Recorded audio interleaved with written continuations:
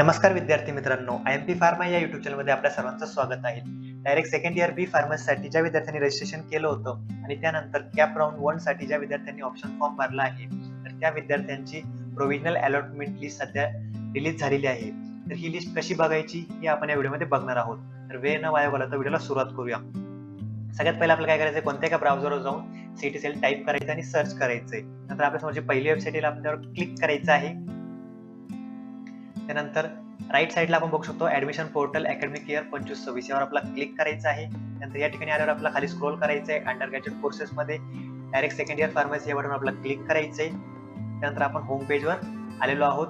या होम पेजवर आल्यावर आपण या ठिकाणी बघू शकतो मेरिट स्टेटस या टॅबच्या खाली एक प्रोव्हिजनल अलॉटमेंट एक बटन ऍक्टिव्हेट झालं आहे. या बटनवर क्लिक केल्यानंतर तुम्ही इन्स्टिट्यूट वाईज लिस्ट बघू शकता. तुम्हाला ज्या कोणत्या इन्स्टिट्यूटची लिस्ट बघायची असेल तुम्ही ती लिस्ट या ठिकाणी डायरेक्टली बघू शकता.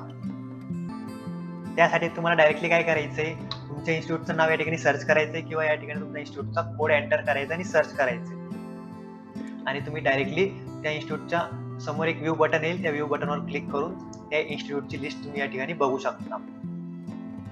इन्स्टिट्यूट लिस्ट ओपन झाल्यानंतर तुम्हाला त्या ठिकाणी तुमचं नाव चेक करून घ्यायचंय. त्यानंतर तुम्हाला कोणती सीट अलॉट झाली ते पण तुम्ही या ठिकाणी बघू शकता.